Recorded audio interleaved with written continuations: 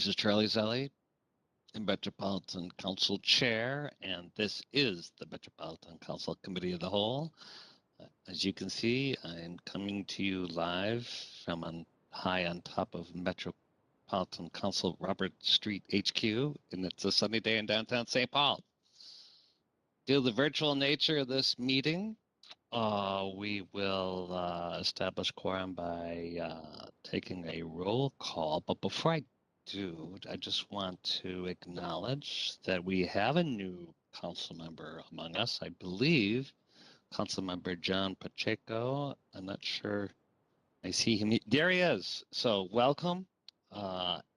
There was a swearing in here at the council chambers this morning. So welcome to your first Metropolitan Council Committee of the Whole meeting.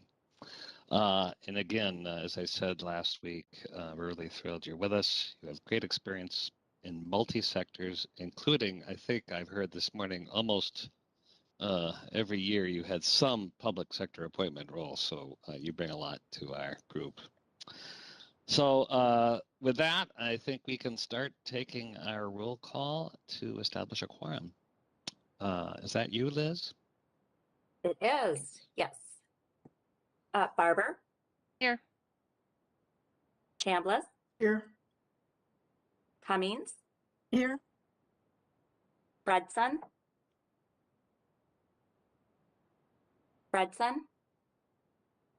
Gonzalez? Here.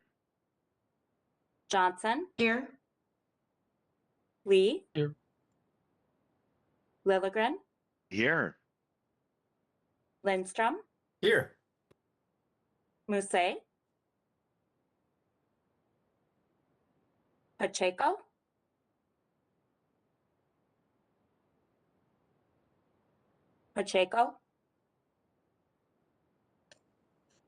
Here.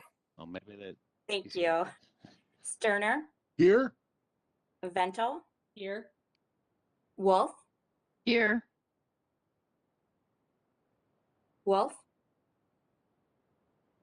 Here. Zurin? Oh, thank you. Zurin? Present. Chair Zelle? I'm here. We have a quorum. And the first item is an agenda. We have a couple of information items and one quick business item. If there's no objection, we don't need a vote, but I'll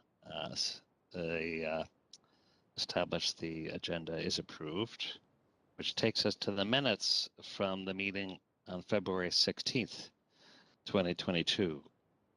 Is there a motion to approve the minutes? Lilligren moves approval. Thank you, Robert. Is there a second? Vento will second. Great. Thank you.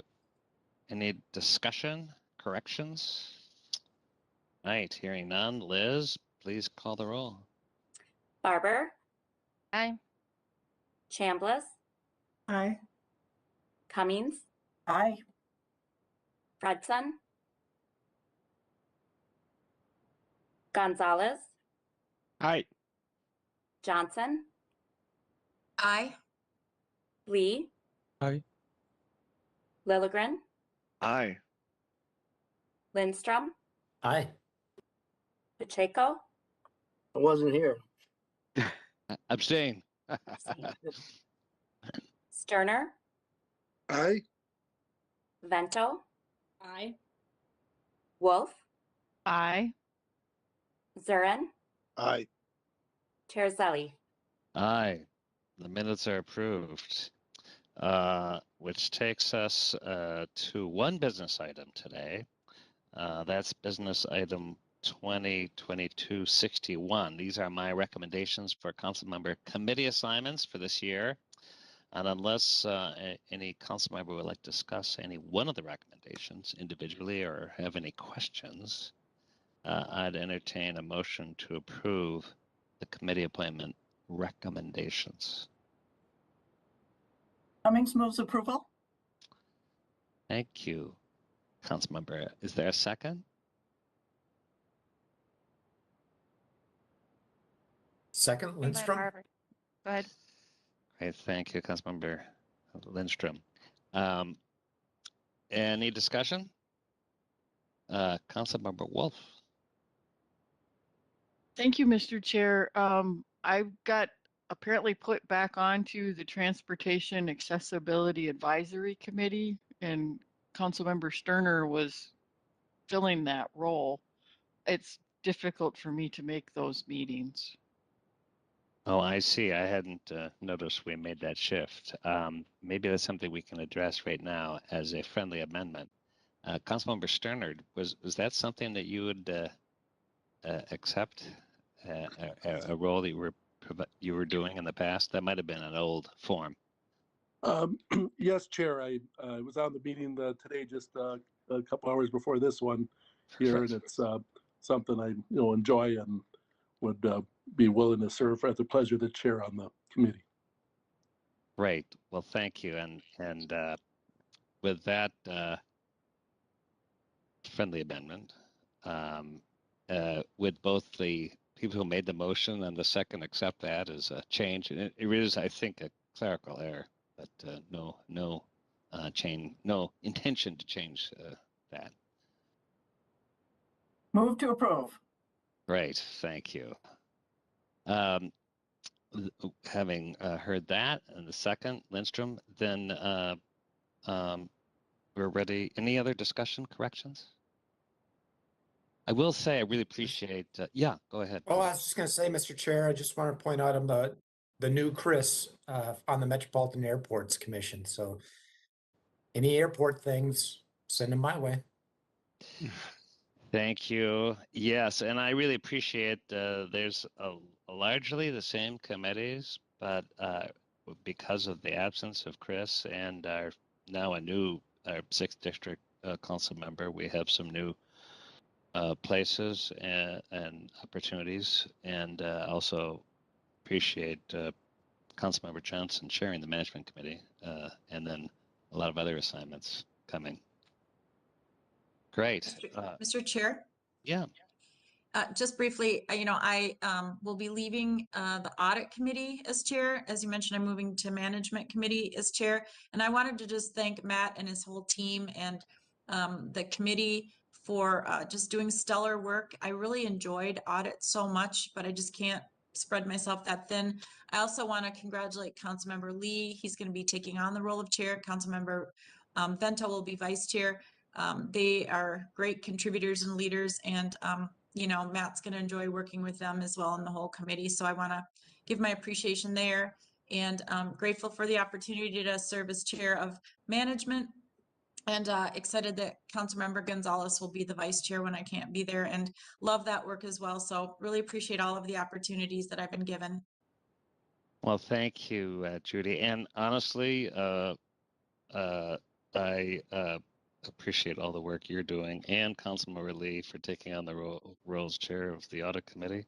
Matt has told me his feelings are not hurt, so I appreciate all the work you've done in that area. And also, Councilmember Pacheco going on a couple of really important committees, including representing the council as 104 on the Equity Advisory Committee. That was something we've discussed in the past as a need to connect also to the Management Committee. So with that, I think unless there's any further comment or questions, I'll ask Liz to call the roll. Barber, Aye. Chamblis, Aye. Cummings, Aye. Gonzalez, Aye. Johnson, Aye. Lee. Aye. Lilligren, Aye. Lindstrom, Aye. Musse, Aye. Pacheco, Aye. Sterner, Aye. Vento, Aye. Wolf, Aye. Zurin, Aye. oh, thank you. Chair Zelle. Aye, that motion carried. So now we're on to our information items, two. And first is the comprehensive plan composite local planning priorities. and we're going to have additional planning presentation next week. But this is an important piece of the larger comprehensive planning puzzle, and we're going to hear from Angela Torres and Gabriela Olvera. So welcome. Thank you, Chair and committee members. I suppose I can do away with the introductions now. You ruined my intro. No, I'm just kidding. Oh, I'm sorry. No, I want to hear it again. I'm Angela Torres. I'm the manager of local planning assistance. Gabby will be presenting with me today about another analysis that we did as part of the comp plan composite. So today we're sharing our takeaways from our review of comp plan vision statements, goals, objectives, or priorities that are adopted as part of local comprehensive plans. Next slide, please. Thank you. Here's a look at what we'll cover today. As a part of setting the stage, I'll make the connection to the broader regional planning effort and take a look at what we've already shared out. I'll cover community designations at a high level before I introduce the 11 themes of local priorities that we saw in the 2040 comp plans.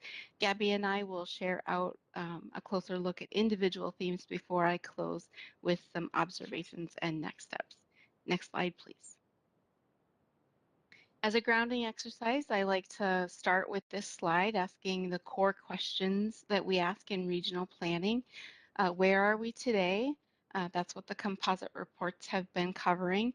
Where do we want to go and how do we get there? How do we want to get there? These questions help us answer what are the barriers or opportunities for achieving our vision. And today we're bringing additional reporting on the Where Are We Today component. The intent is to view each component as a building block or a foundation for the upcoming work on the 2050 Regional Development Guide. And today we continue to report out on what we know from local comprehensive plans. The plans help us understand where communities are now so we can better understand what the region's challenges will be in 2050. Next slide, please. We first came before you last April to share out high-level themes or headlines from analysis of the 2040 comprehensive plans that you now know as the Comp Plan Composite. We know that the local plans reflect regional policies. We provided a big picture overview showing how local plans reflected regional policies, particularly related to the regional systems of transportation, water resources, and regional parks. But that also includes land use, climate change resilience, and natural resources, where the Council's policies provide direction to local planning efforts. We have shared additional analysis on elements related to public health, planning for aging, and most recently, housing. Next slide, please. Thank you. As we go into discussion of the individual themes, we'll be referring to community designations quite often. As part of the Regional Development Guide, community designations work in concert with land use policies to guide growth in areas with urban infrastructure, to establish distinct land use policy and density expectations, protect agricultural land and natural amenities, and outline strategies to meet the region's forecasted growth. Community designations are further used to plan and implement regional policies at the local level, which is how the analysis of the comprehensive plans play an important part. I just want to make one quick clarification on the slide. The community designation bar chart with its corresponding colors on the map reflects the percentage of communities in each designation rather than the land area, which is what the title block says. The analysis reflects the review of all but 15 comprehensive plans, reflecting 173 communities across the 9 community designations that you see here. Next slide, please. Okay, so the analysis. Staff cataloged and counted the number of times multiple topics were mentioned in vision statements, overarching goals, objectives, or priorities. The terminology and structure really vary widely in comprehensive plans. Generally, what we were analyzing is found in the front of the plan because it sets the direction for the more detailed policies and strategies that follow later on in the chapters of the comprehensive plans. We consolidated similar terms into general topics, and then from that analysis, we pulled out 11 common themes across all communities, which were identified and used to explore patterns in the region as a whole and compared across community designations. Of the themes that emerged, the Council has system plans or specific policies with planning expectations related to 6 of the 11 themes: infrastructure, natural resources, transportation, housing, parks, and economic competitiveness, which would equate to economic prosperity here. So it's not surprising to see these emerge as planning themes. In fact, it's kind of reassuring. It assures us that the Council's responsibility to ensure coordinated planning is in fact working. And it also reflects what we heard in the last planning cycle as being important, even in areas that are not required, like natural resources. The remaining themes: community identity, equity, public health, civic engagement, and education, identify priorities that are not specifically required to be addressed through the regional planning process, but show up as local planning priorities. Just for example, equity is not specifically required to be addressed in local comp plans, but you can see here that local governments were including equity considerations in their planning process. I'll talk more specifically about equity later in the presentation. So communities identify priorities based on their engagement feedback from residents, kind of what they've heard from their own constituents and through their own outreach efforts. It's based on current planning challenges that are very specific to their community, based on anticipated growth, development patterns, and other characteristics that are really brought out by each jurisdiction. Every city, every community is unique. So the most prevalent themes across all community comprehensive plans are related to economic prosperity, natural resources, and community identity. We're going to delve into each one of the themes now, and Gabby will start us off by talking more specifically about economic prosperity. Gabby, go ahead. Next slide, please. Thanks, Angela. And hi, everyone. Next slide, please. Economic prosperity was consistently referenced across most community designations, although less so in rural residential communities. Overall, communities plan to incorporate strategies for a more resilient economy in the face of changing markets through diversification of tax base. Suburban edge, and emerging suburban edge communities encourage mixed uses, development of a variety of retail, commercial, restaurant, and entertainment options. And in emerging suburban edge communities, this commonly includes downtown revitalization strategies. In diversified rural and agricultural communities, they plan to support agricultural businesses, protect the viability of farming operations, expand non-farm business development while retaining existing service industries and retail commercial uses. And in diversified rural communities, there is a focus on balancing new development and redevelopment to diversify the tax base while protecting the environmental resources. Next slide, please. Protection of the natural environment and protection or sustainable use of natural resources were common objectives among all communities.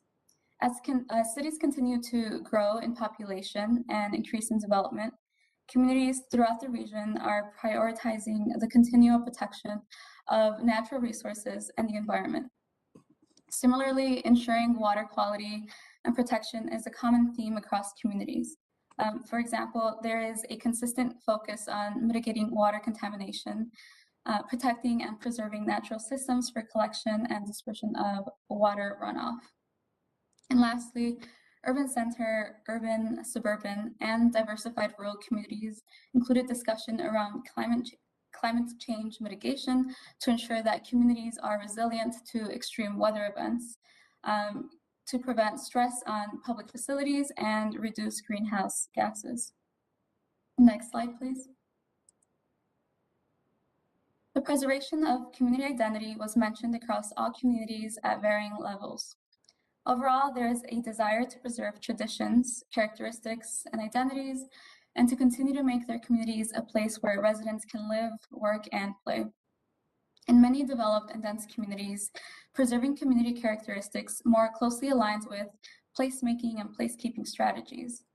Priorities centered around creating places for people to gather and interact to help residents feel both socially and physically connected, while also maintaining the amenities and characteristics that are commonly offered in urban communities.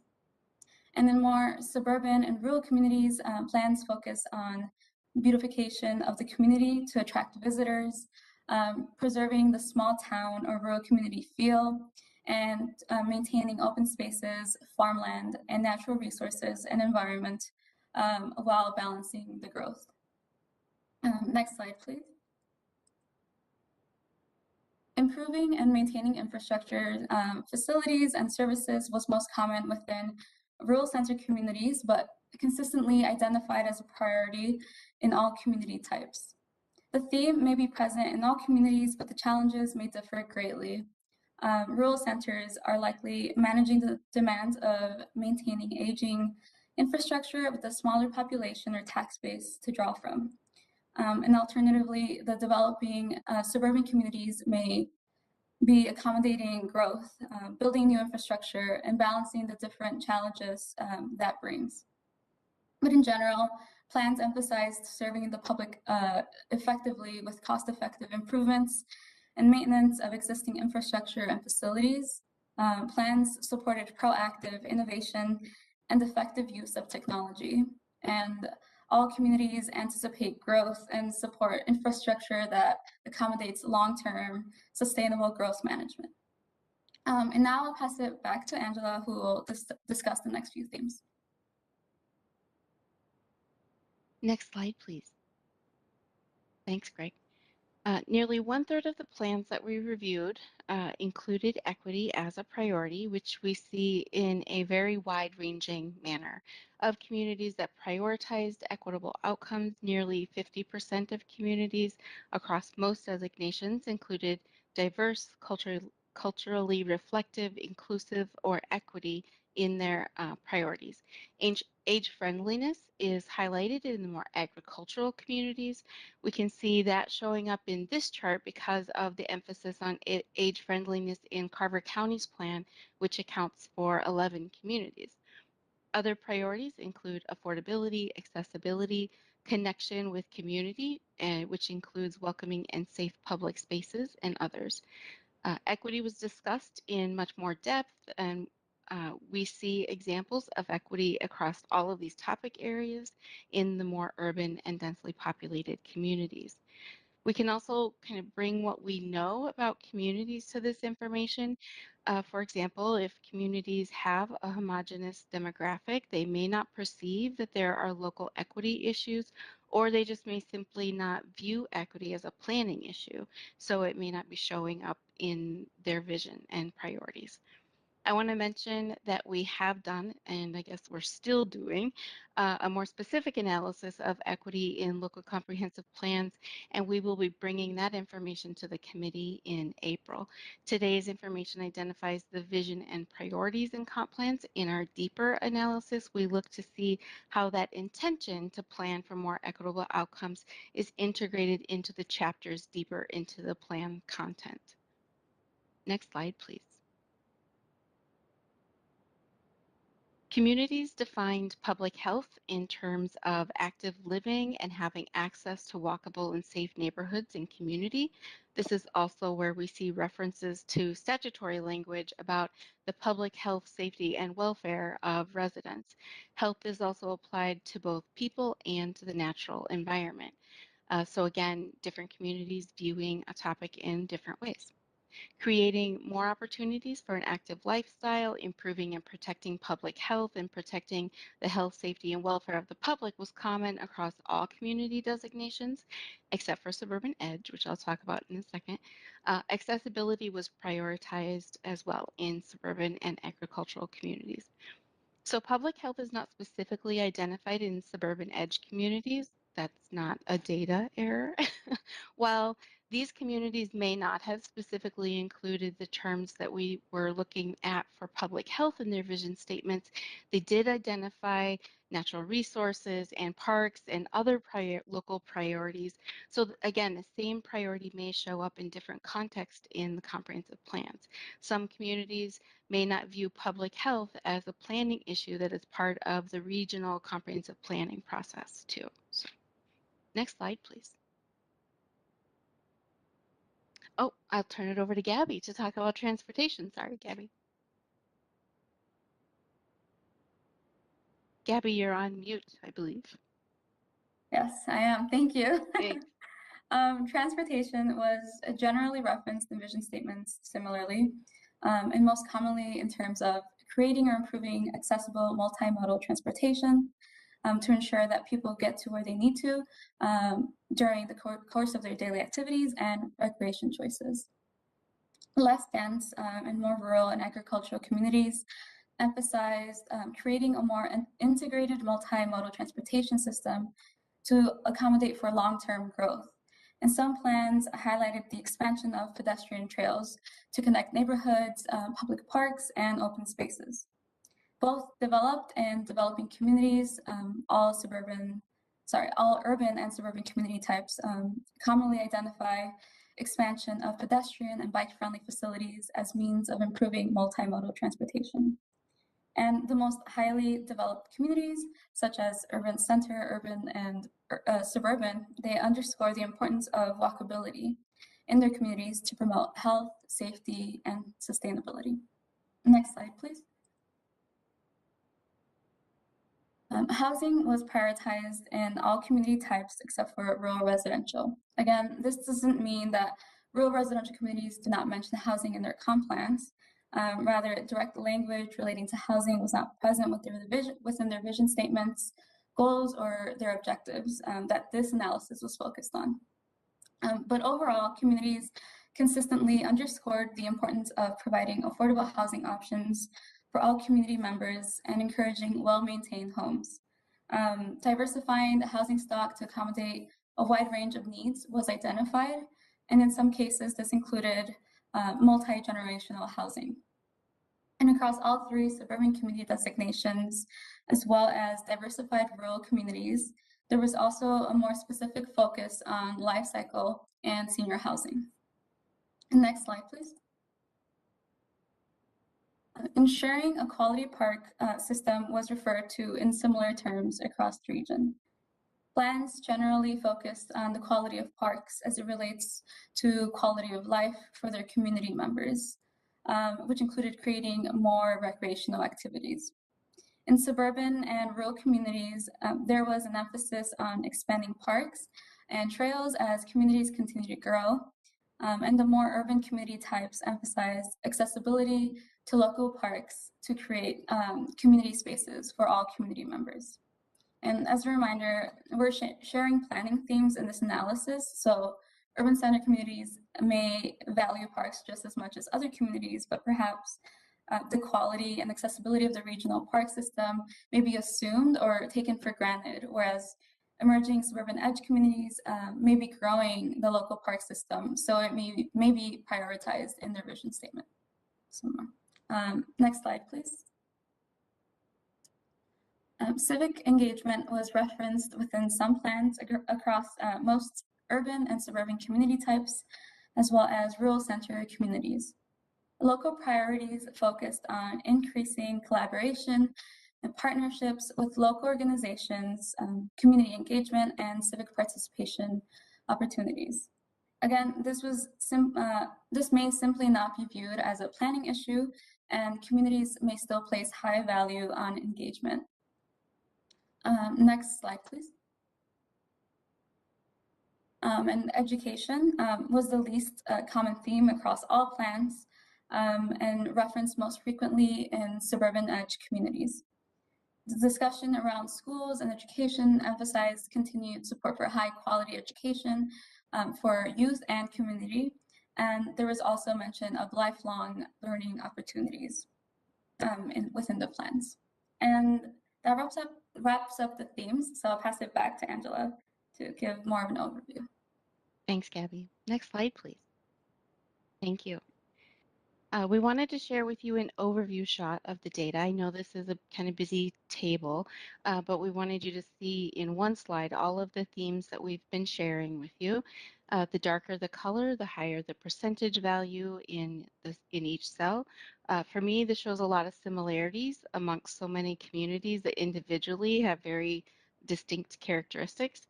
A takeaway that was mentioned already, but is relevant here, is that although themes mentioned at higher percentages include topic areas that are expected to be in compliance, the analysis helps us understand the ways in which these themes are contextualized across community designations and gives us an understanding of which themes communities were thinking about as they worked on the comprehensive plans, despite requirements from the Met Council.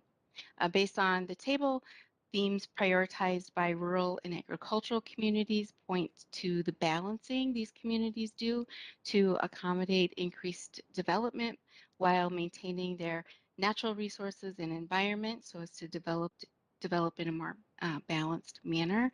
And on the other hand, communities with urban center and urban community designations point to prioritization in themes that more developed communities encounter, such as continued work relating to economic prosperity, natural resource protection, and equity.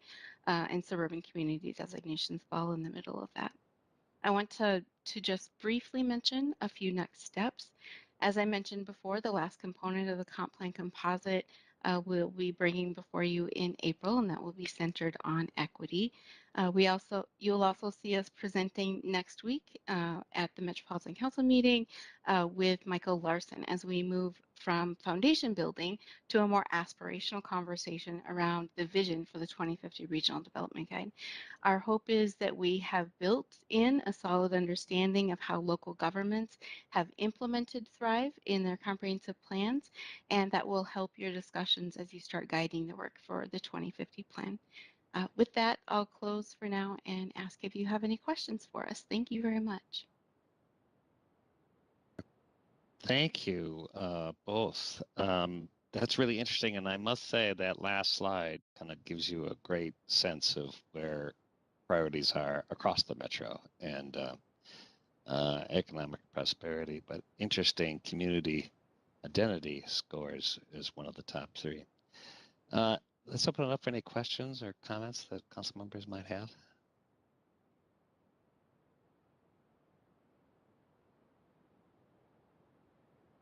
All right, not at this point. Oh, Councilmember Vento. Mr. Chair, I just wanted to thank both of you, Gabby and Angela. This was very informative. My district covers a lot of these categories, going from Linwood Township down through Maplewood. We don't have the urban, of course, but it really reflects the variety of conversations I hear when I go to various council and township board meetings. So thank you. This was excellent. Thank you. Anyone else?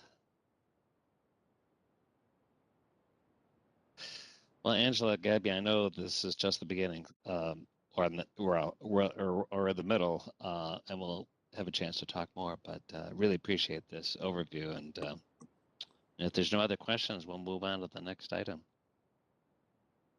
Oh, thank you. Thanks a lot. See you later. And that brings us to our final information item, which is the review police work group. And we're actually going to, as much anticipated, hear some recommendations and outlining the next steps. So we've got Councilmember Chamblis, and then from the Metro Transit, Lesley Kandaras. So welcome, Lesley and Reva. Thank you. I am the police work group chair, as everyone knows, and we've been busy working on our recommendations for our vision for Metro Transit and Metro Transit Police. Next slide, please. So I will be providing an overview of the recommendations that our work group has come up with. And then Metro Transit will be providing an overview of their approach to developing an action plan to our recommendations. And Lesley will provide an overview of the detail of our work. And then we'll have a Q&A and discussion. Also, we're going to have some engagement during our meeting today, and we'll be conducting a poll of council members. Next slide.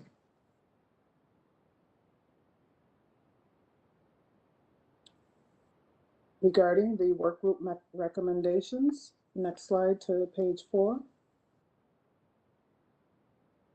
You've seen these before. We have 3 recommended vision statements to guide our work, and the first is to provide a quality transit experience for all using an anti-racist lens, an equity lens, and an inclusive approach to transit safety, security, and policing. Also, our vision is to address systemic issues by fostering community relationships and partnerships. And third, to demonstrate responsive leadership and accountability for results.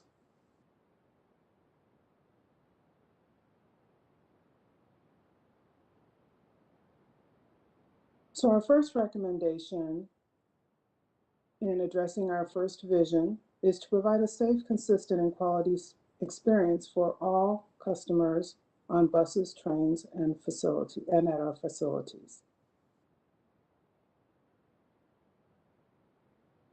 Our second vision to address systemic issues by fostering community relationships and partnerships had 2 recommendations.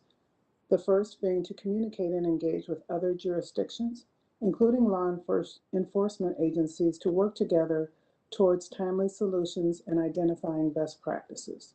Recommendation 2.2, to continue efforts to pass the needed administrative citations legislation to give the proper resources needed for doing our work.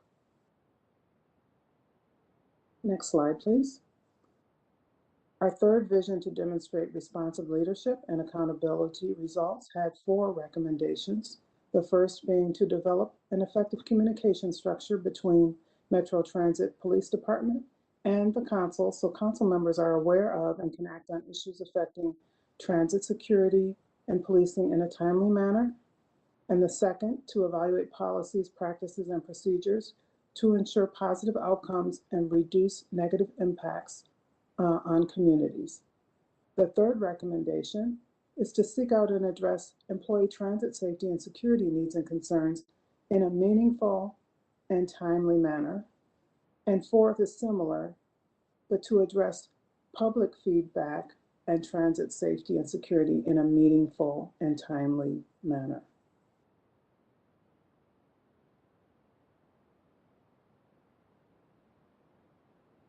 Are there any questions regarding these recommendations before we begin our poll?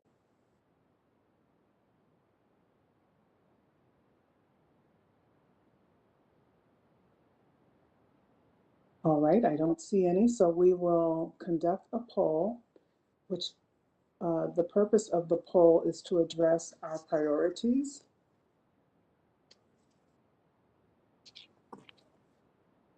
And you will see in the chat that there is a link to the poll that you will be taking, and Lesley will be conducting this poll. And it looks like she has displayed what the poll is going to look like. Are you going to actually share your screen, Lesley, so we can see the poll results? Chair, Zelle, Councilmember Chamblis, yeah, it should show as people start taking it, and Greg put the link to the poll in the chat, and yeah, it looks like it's working. So there's actually 4 of these. This is the first of 4. Once everybody has an opportunity to vote, I presume you all will want to discuss it, and just tell me when you're ready to move to the next one. Okay, and just the logistics, if anybody's having trouble finding the poll either in the chat or Liz sent out an email so it could get to your phone is the easiest way. let me know, or let one of us know.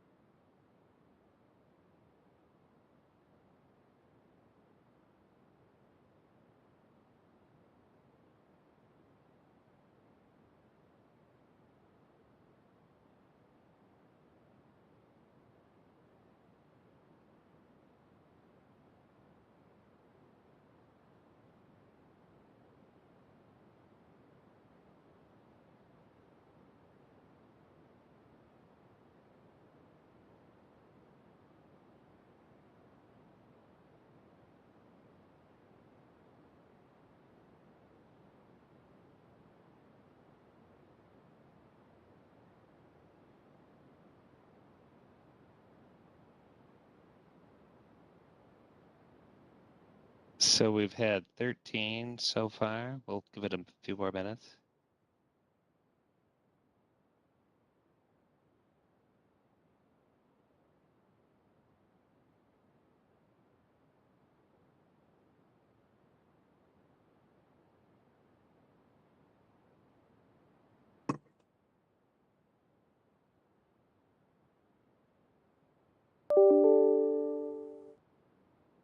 So this is interesting that problematic conditions in vehicles and facilities is actually a higher priority according to our poll here among us than insufficient official presence. Is anybody want to comment, or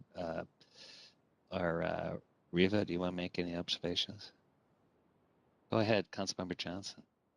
Thank you, Mr. Chair. First of all, love this tool. Way to go. I struggled, I am almost exactly what this was, with just some flips here and there, and the bars are very close. So it looks to me like a lot of us are tracking on the same lines, and I just really struggled between 1 and 2. So the fact that they're so close as far as votes, it doesn't surprise me. Yeah, go ahead, Councilmember Vento. I would second what Councilmember Johnson just said. I think that with the two of them, it's kind of a which comes first, the chicken or the egg sort of situation. They are closely aligned, and they frankly speak to the same kinds of issues in many respects. Well, and my question for the group is, problematic conditions on vehicles and facilities could include human conditions, cleanliness, breakdowns, worn out facilities, broken windows, trash. Yeah, all the above. Okay, this is good. This gives us a gauge of what the priorities are. All of these items, 1 through 5, are important to the group and important to the council, but it shows what we feel about what the priorities are at this point in time. So I think that since we've had everybody voting, we can go to the next question.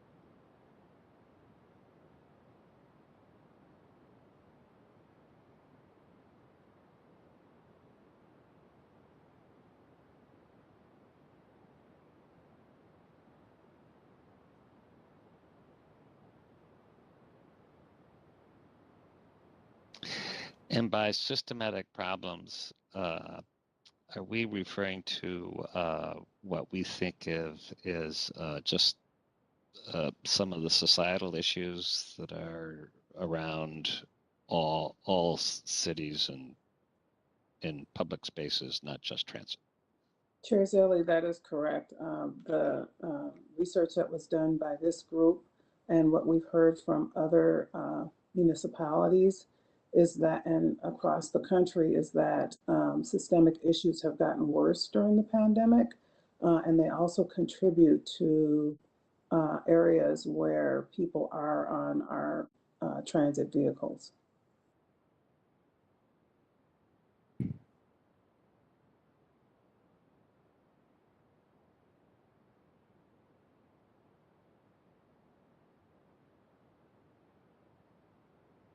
I think we can give it a few more moments, a couple more moments. A person may choose not to vote or need a little bit more time, but we'll give it a minute or two before we move on.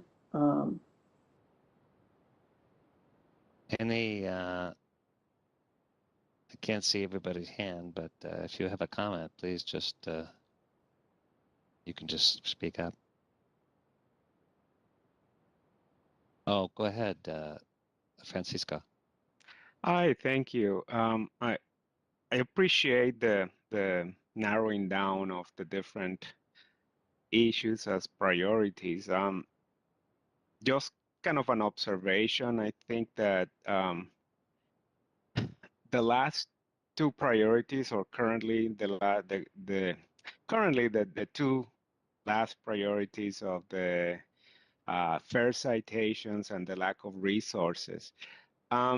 It kind of makes it sound that one of the main issues that lead to misunderstandings or even conflicts between our law enforcement officers and the communities, because many people from the community don't want to pay their fares, and that they get upset when they are, you know,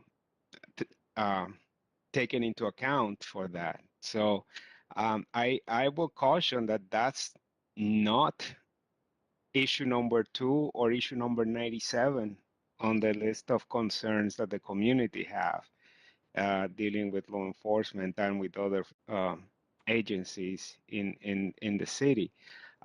So solving that particular issue, to me, it appears to will be a very small step, a welcome one, but a very small step in addressing the situation.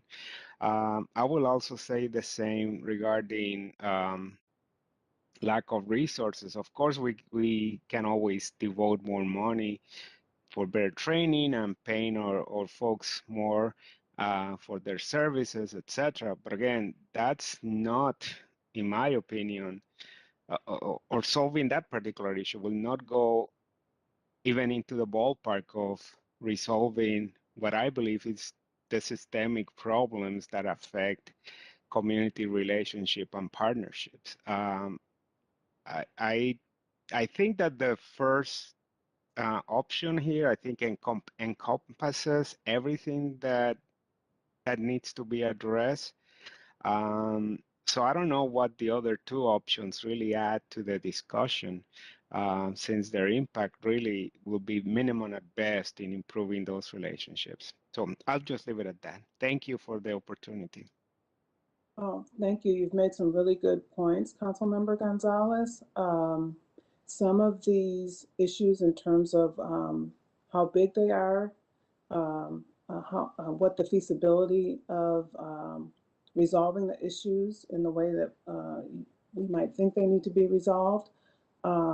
This is the current law requiring sworn officers to issue fair citations, from my understanding, is basically how we utilize our resources of our current officers. Should they be spending time issuing citations or ensuring that people are safe on our transit vehicles is one way to look at that, versus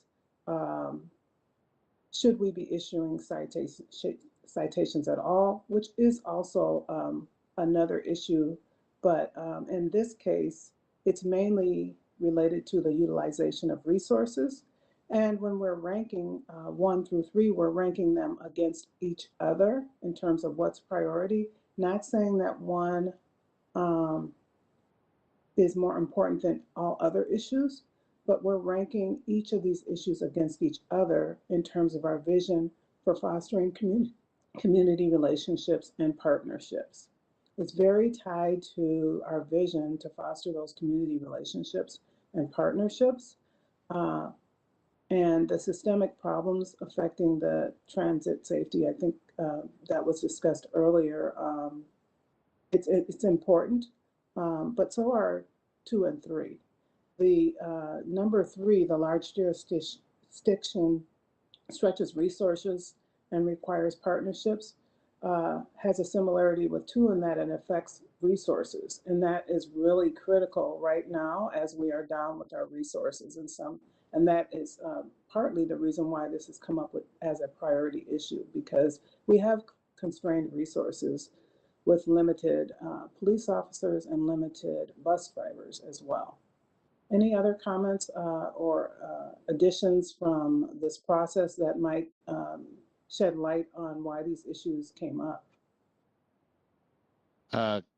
Councilmember Chamblis, this is really great, and I kind of also think that in number 2, there's, and maybe 3, there's issues that are kind of that it implies, like the community service officers, where we're constrained by a lack of workforce, but we actually have the budget for it. We just need more people, and that human presence that's not a police officer, but they're kind of more community people.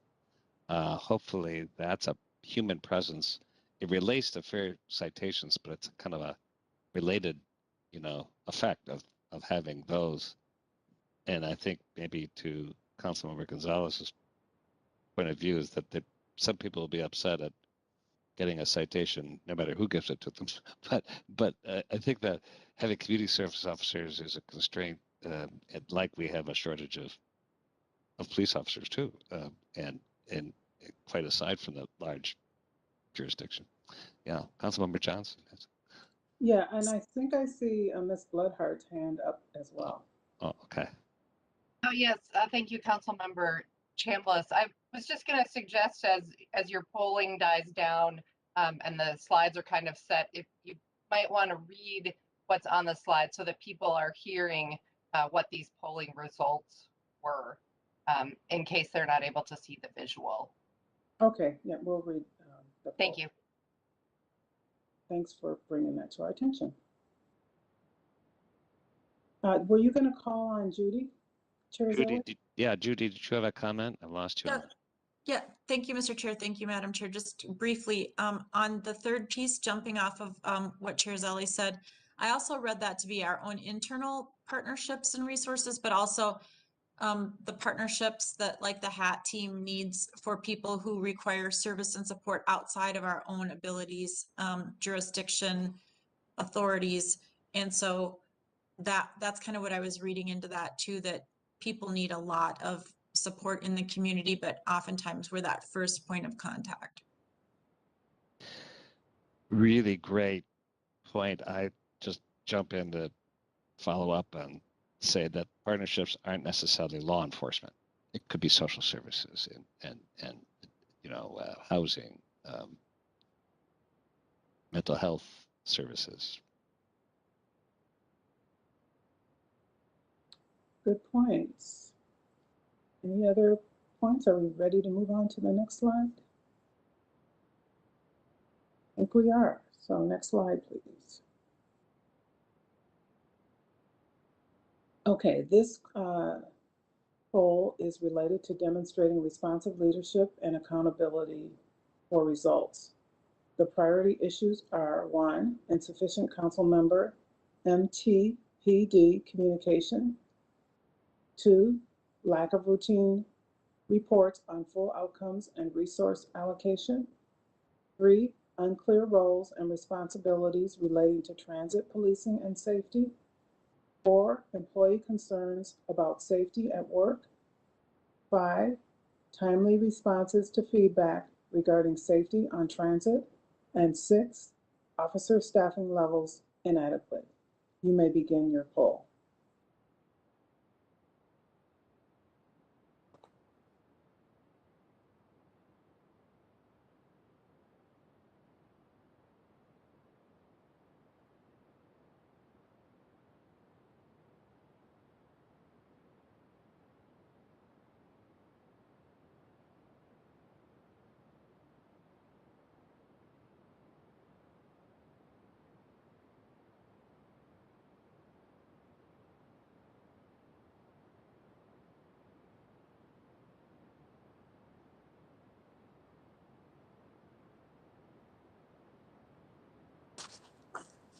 council members are in here. Yes, go ahead, Raymond. I had to leave the meeting and then come back. A glitch happened with the technology, and I'm no longer seeing the poll. So I'm wondering. Was there there's an email that was sent to you. Do you have access to that? That's one way. Yeah, I'll pull that up. Try to select that link. Yep, give me a moment. Get it. Yep. Mm-hmm.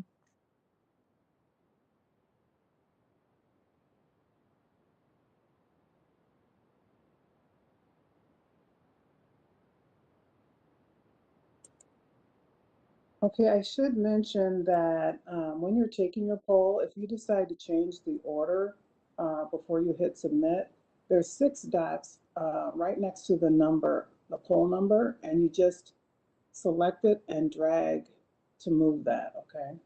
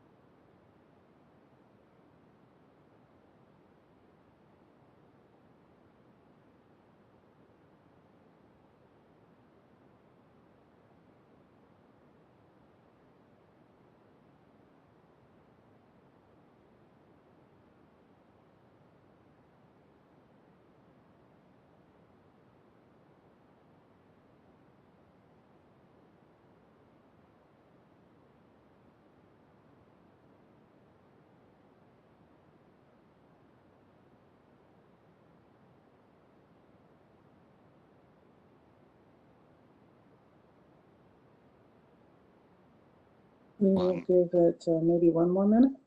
Sure. It's possible that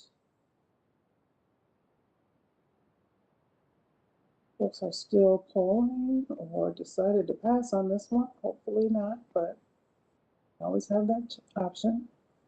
Anyone else want to submit?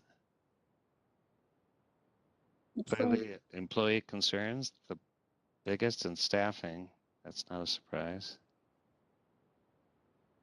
Yeah, someone had mentioned before how some of these answers are about the same length.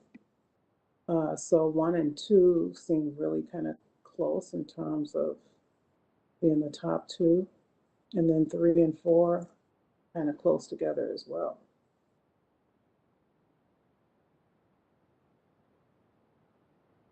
Looks like Chai might have left and joined back. Did you get a chance to vote? Yes, I did. Thanks. Okay, good. Anybody have any questions, comments, observations?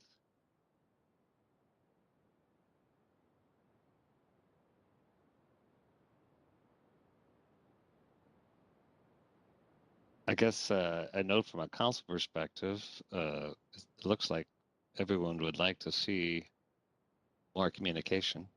That's ranking pretty high.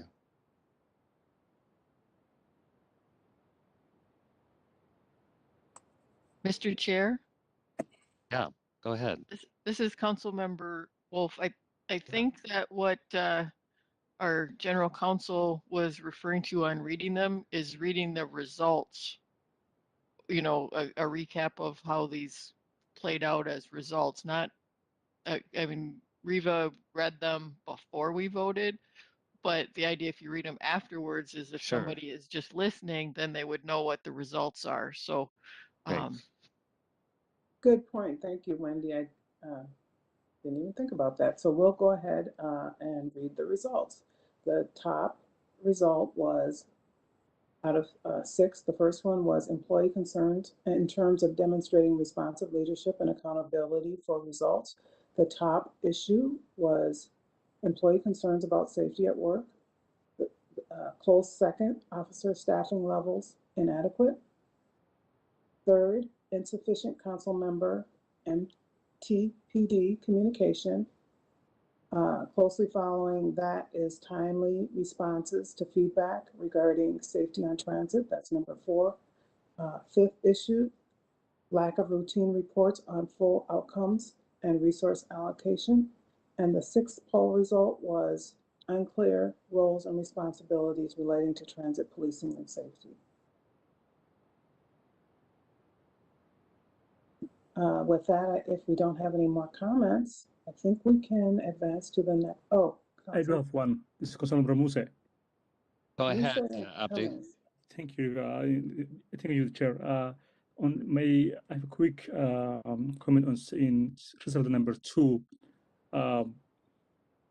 While we are trying to increase staffing levels, it's also important to note that to keep really the diversity levels, because Met Council really improved inclusive hiring when it comes to the recruiting from underserved communities. So I would like to see that continue, that legacy of really inclusive workforce, because that really also will help with the outreach and building community trust. When your officers look like the community that they serve, it will be a win-win for everyone. I just want to underscore that point. Great point. We'll capture that. Officers coming from the communities they serve. Thanks, Muse. Chair, I think Councilmember Cummings' hand is up. Oh, thank you. Go ahead, Councilmember Cummings. Oh, thank you, Chair and Chair. On 3 and 4, they're similar. I'm wondering on 4, timely response to feedback regarding safety on transit. Is that considering feedback from the public, or is that considering feedback to council members, which would tie into number 3 with insufficient council member communication? If we bring something to light, we would want a timely response back, or are you referring to feedback from those using the transit system who are bringing up concerns and looking for timely communication? Can you clarify for me? I'm a little bit confused about the difference between those two. Molly, that's a great question. I will attempt to answer that. And Lesley, if I missed something or other work group members, please let me know.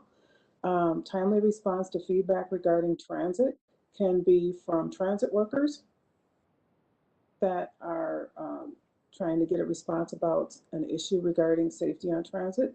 It can be from transit riders who maybe have an issue or concern and want a response regarding safety on transit. And they could be wanting to get that response either from council members or from council staff. Hopefully that answered your question. Okay, thank you.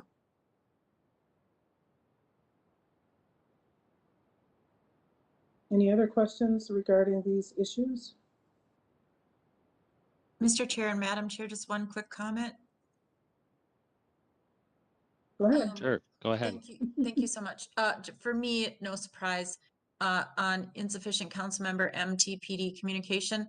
Again, I'm just used to working in public service where, I'm in constant contact as a director at the city level with the police chief. So for me, it just is striking that with this being such a significant issue on many levels, but certainly at the Met Council, public safety, that is, that I just don't feel like I have that close connection with the chief, who's, obviously we've got a lot of work to do here. It feels a few layers down. So I would, again, just like to consider moving the chief up where, we get regular reports and communications, work sessions, whatever it might be. But in my years since Chief Frizzell has been appointed, and I certainly can reach out to him too, but it's been very infrequent that I've had the opportunity to hear from him or get updates. So that's just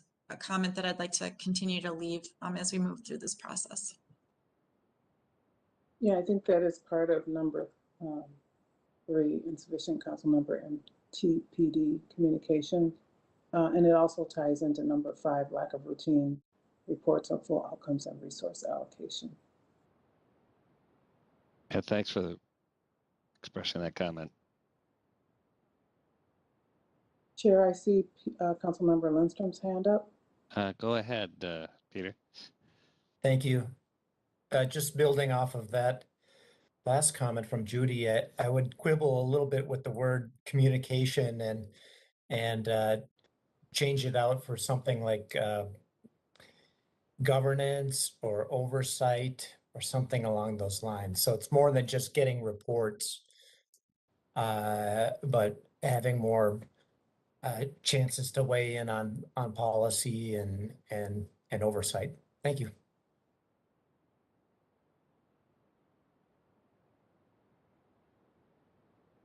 Any other comments or feedback? Any other comments, questions? Go ahead, Deb. Thank you, Mr. Chair. I have a quick comment on that. So my concern about shifting governance or oversight is ultimately we're going to look to the general manager. He's going to be, he or she, right now it's a he, but will be responsible. That's who we're going to look to when we're looking at concerns about public safety and outcomes related to public safety. So I have concerns with shifting what the oversight and governance is. I do agree we should be getting more consistent feedback. I think we've been, historically, we did get more information, and I like that narrative part of it, but changing the oversight is, I think, a step too far.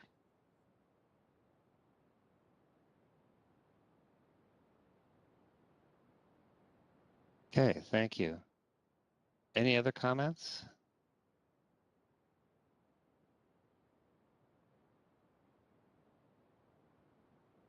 All right, Riva, we're going to the next.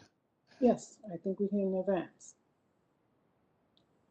This is a question regarding overall feedback regarding the work group's recommendations, whether or not they address transit safety, security, and policing priorities. The work groups met or did not meet my expectations. Your response would be to either be strongly agree, or strongly disagree, or strongly agree in a scale of 1 to 5.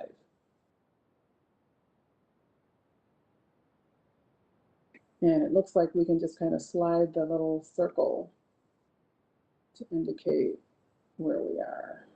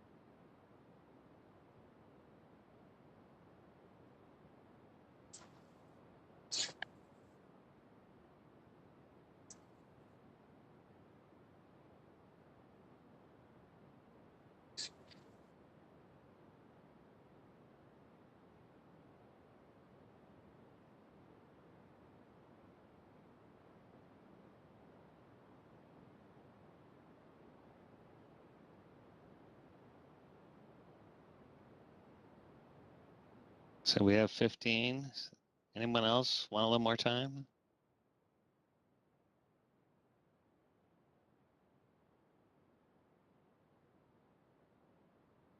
All right, Riva, are you going to read the results? I can read the results, Chair. The overall feedback on a scale of 1 to 5 regarding the work group's recommendations to address my transit safety, security, and policing priorities averaged out to be 4.1 on a scale of 1 to 5. And the feedback regarding the work groups met my expectations on a scale of 1 to 5, averaged 4.0.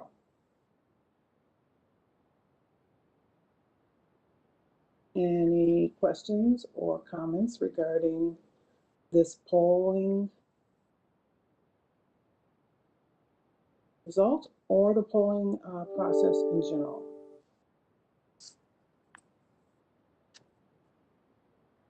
But these are closely related. Yeah, I think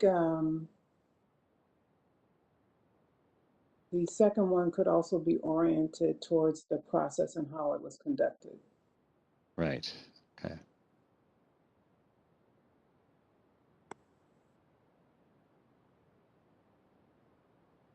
Go ahead, Councilmember Lindstrom. Oh, thank you. Riva, you may have mentioned this and I just missed it, but on these recommendations, did the work group consider, I don't know if I'm going to say this correctly, but are there things that you think, or the work group thinks, that we are just hitting it out of the park as a police department, that things that are important that we're doing really well, so we don't need to make recommendations? And that the things that we are making recommendations are either things that the police department are not doing or not doing sufficiently? Did I say that clearly? I think I understand what you're saying, and I will attempt to answer. And Lesley, if you want to chime in, you can. Our work group focused quite solely on the feedback that we received from participants and our stakeholders, and what was most important to them, or what was most important in terms of issues that need to be addressed. We did not do an assessment to see, what they were doing really great at or what they were doing poorly. That was not the type of assessment that we did. We were assessing our stakeholders and what was important to them. Does that help? Super helpful. Thank you. Molly. Thank you. I guess more a comment. I think that this has been just a monumental undertaking. And so Chair Chamblis, I thank you for leading this. I think it's been challenging. I'm sure it was stressful at times. I'm grateful to you, the other members who were on the work group, and staff who participated in this. I'm sure it was not easy, and I'm sure you devoted just a huge amount of time to this. And so for that, I thank all of you for being involved, and I'm looking very much forward to the implementation and the action plan as a result of all of this work that you have done. But I just want to get my thanks out there and look forward to the next steps and how we use this information. Thank you, Councilmember Cummings.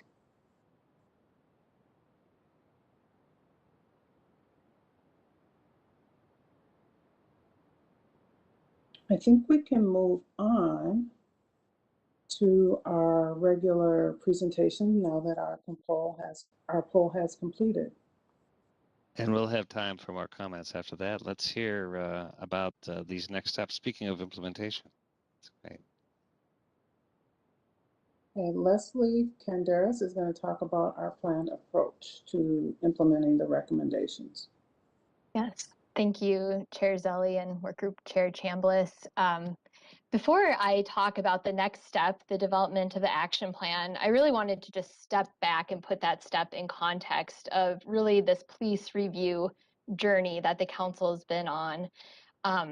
Phase one of this work really started off in June 2020 when Chair Zelle released a statement committing the Metropolitan Council to reviewing police policies, practices, and procedures, and further committed that that work would start off with really deep, meaningful community engagement.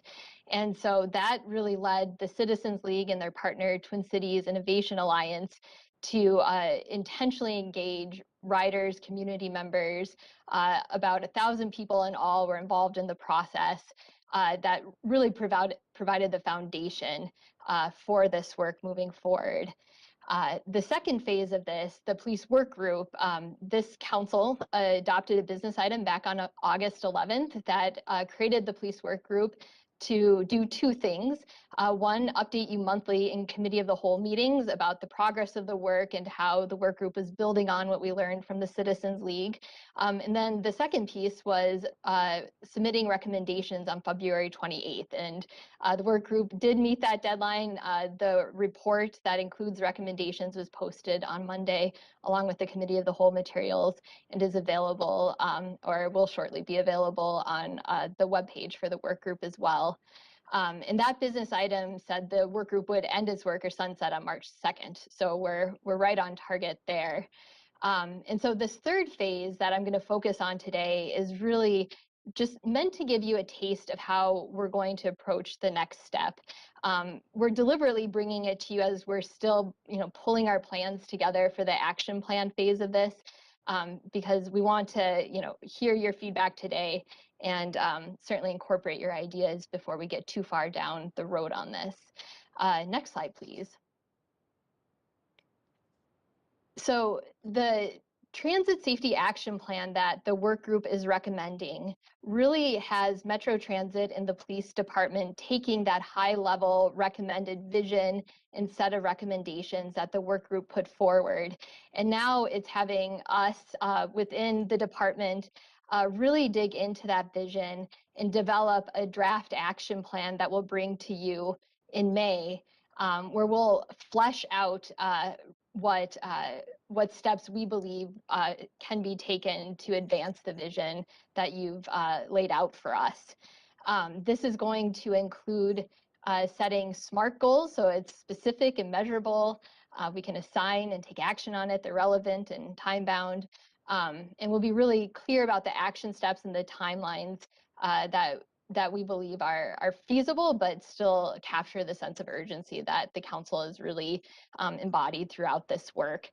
And as part of this too, it'll give us an opportunity really to take the various initiatives and efforts underway or in planning stages here and tie them into this unified, comprehensive transit safety plan, which may not sound like an exciting step, but I think it will really help us communicate in a more whole cloth way with stakeholders and provide a clear picture of the breadth of work going on along these lines.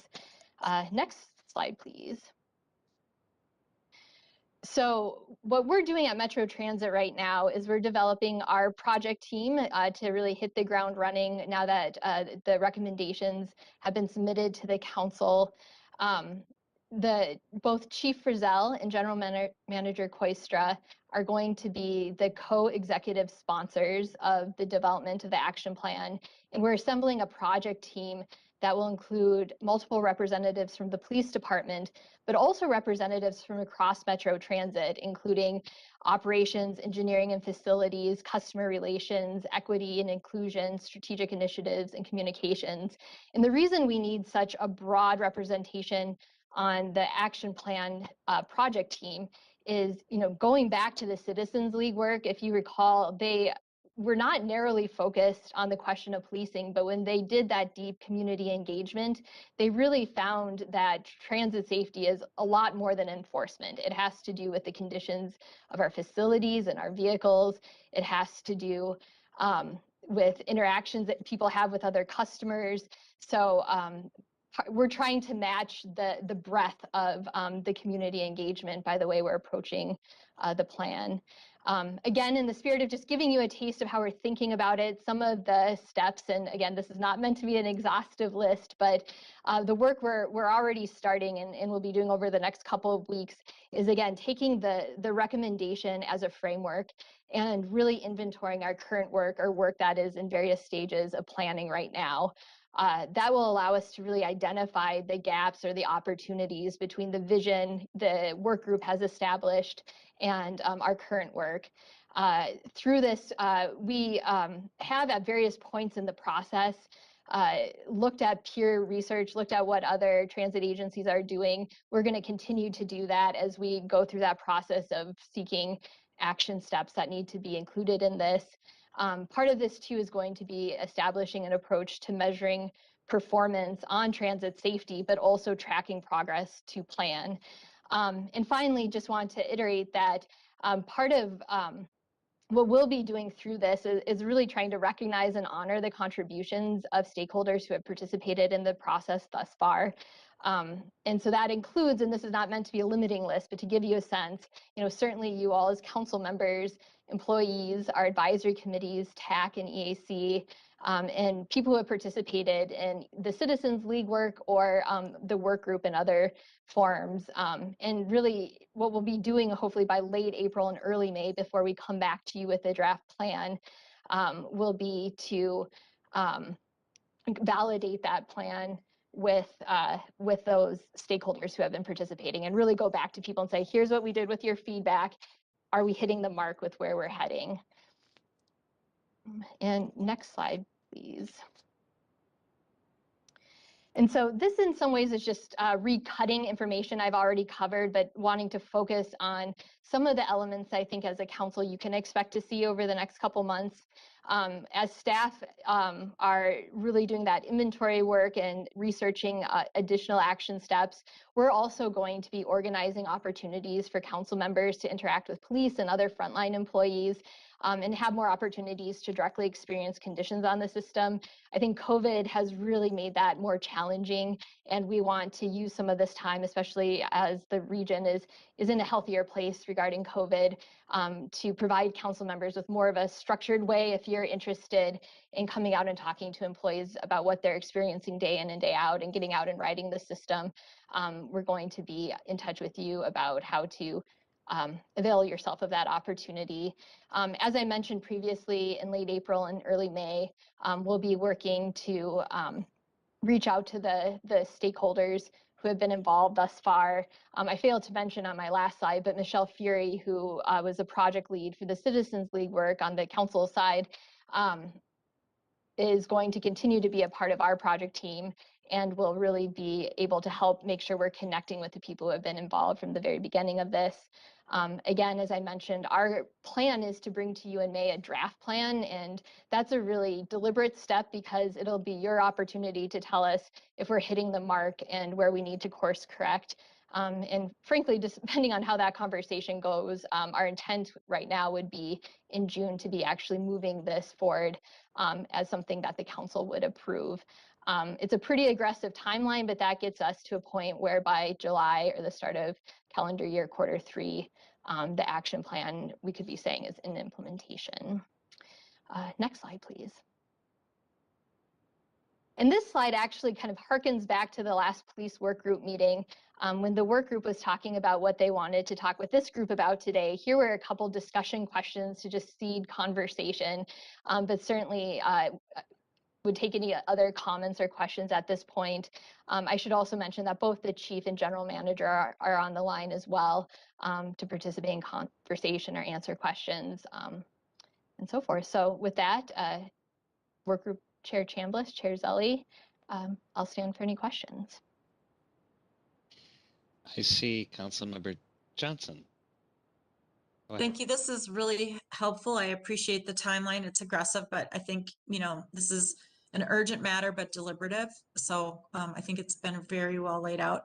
One of the things I'll be looking for is that while we're moving forward into the action plan is what will be the key measurements that we use, the metrics we use, what outcomes and goals are we going to be stating? How will we measure them? How will we track them? If there's any data that needs to be disaggregated, how can we show that so that we can see where we're having impact on various, people throughout the community, systems throughout the community, whatever it may be. And then again, reporting that back in a meaningful way to council so that we, can continue to provide policy decisions or whatever would be needed in a timely manner as well. So that maybe it can be a bit iterative so that we don't wait, for a year to hear how did it go. But I assume you're building all of that in. But, that's where kind of the rubber hits the road in a lot of this, where we know how we're doing and where we need to pivot. So again, hats off to everybody in this process. And I really appreciate, again, the folks who served on the task force and led by Chair Chamblis. I think it's fantastic. So thank you very much.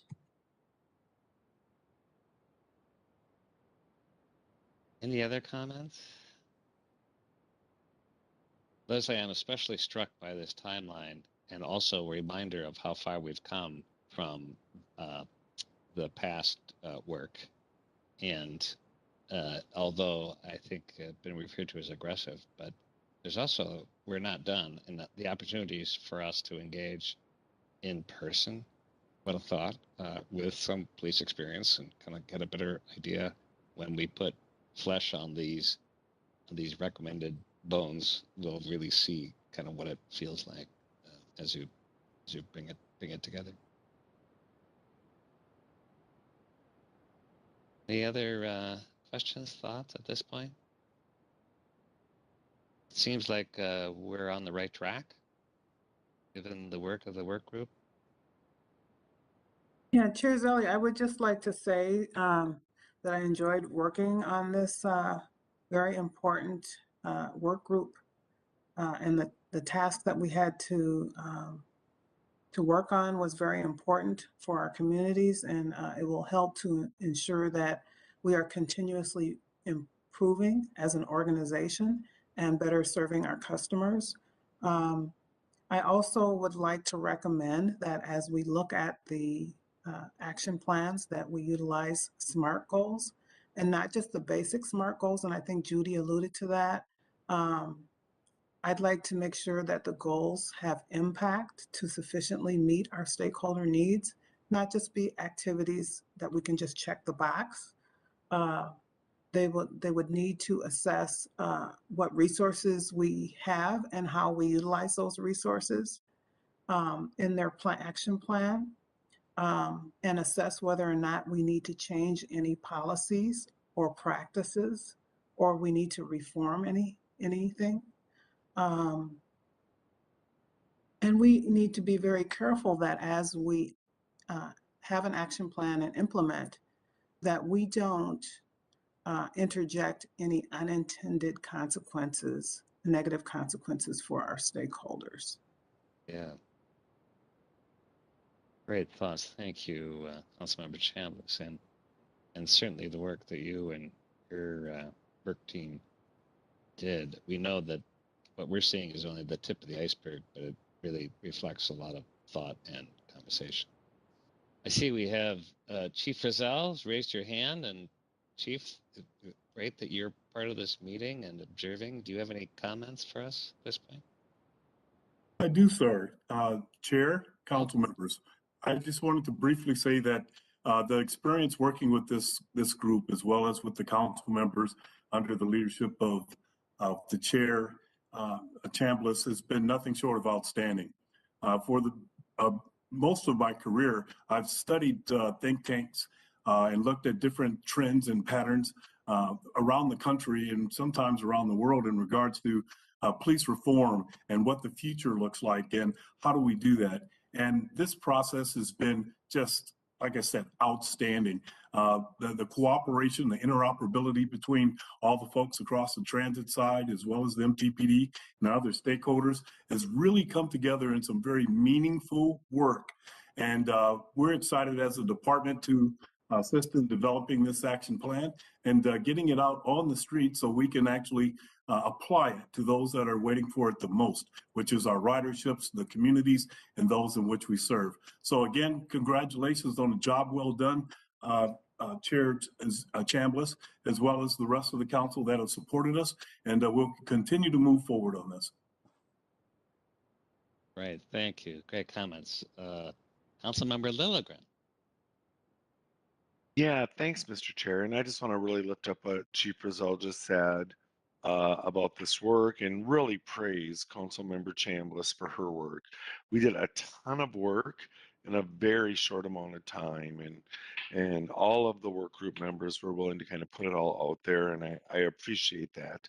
We had a lot of sensitive and difficult conversations, about the different impacts of our policing on our ridership, and I'm grateful that group members and Councilmember Chamblis was able to lead this conversation in this way. And I was one of the work group members that kind of pushed for sort of more sort of prescriptive recommendations, but I'm willing to allow the transit police now to take this work and kind of shape it into some kind of form of actionable plans. And just to build on what Chief Frizzell just said, that one of the points I pushed a lot during this work is that the world is kind of looking at us, right? And that, we are the sort of ground zero, the site of what has pushed this policing conversation forward with the murder of George Floyd in May of 2020.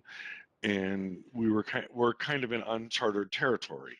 So here in this region, in the city of Minneapolis for sure, but in the whole metro region, the world wants to see what we do differently. And so just to really lift up this point, we need to do things differently. We are leading in this conversation, not following, and that's kind of a scary place, right, to be in front. But I am so grateful that we did this work. I'm so grateful to Councilmember Chamblis for her courageous leadership here, and I was happy to be part of the conversation. Thank you. Well, thank you for your perspectives and engagement, and honestly, the point you just made, which is this region is in the spotlight, and to take these steps in such a thoughtful and deliberate and inclusive way is really we're set up a good path, but we're not done. And keeping that kind of approach, I also noticed in one of your bullet points, Lesley, that we're going to integrate these initiatives with whatever else we're doing. So this isn't a one-off on the side or even separate. It is integrated with all the work that the Metro Transit, stakeholder engagement, and policing, safety, it all kind of fits together. And that will be interesting to see how this next work develops. Any other questions, thoughts? It's a lot more to do. Well, it's been said many times, Councilmember Chamblis, Riva, and Lesley, and everybody who's been involved in this effort, thank you. It is, a really important step along the way, and we're going to have a chance to see more and kind of engage on it in the next couple of months in particular. So, with that, anybody else have any remaining thoughts, questions? No? Well, thanks everybody. Thanks Chief Frizzell and Wes. I know you've been engaged in this, and we really will stay tuned. That ends our committee of the whole agenda. I know I will see you all soon, and it certainly seems like the world's opening up. May even see you in person before too long. So with that, have a great evening. This meeting is adjourned. Thank you. Bye-bye. Bye.